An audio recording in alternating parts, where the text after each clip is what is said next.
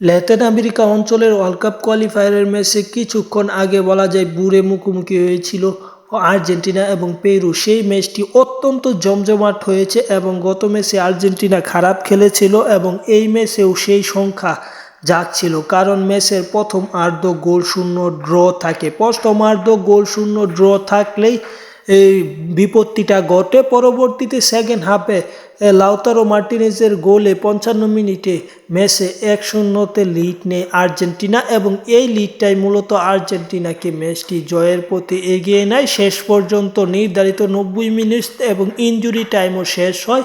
ম্যাচটি 1-0 লিড নিয়ে আর্জেন্টিনা শেষ করে বিদায় ম্যাচটি তারা জয় পায় এবং এই ম্যাচটি জয়ের মাধ্যমে পয়েন্ট টেবিল দেখলে সেখানে আর্জেন্টিনা 25 পয়েন্ট নিয়ে আছে পয়েন্ট টেবিলের শীর্ষে। এবং যদি আমরা পেরুর কথা বলি, তারা পয়েন্ট টেবিলের আছে বাজে অবস্থানে, তারা আছে 8 নম্বরে পয়েন্ট টেবিলের।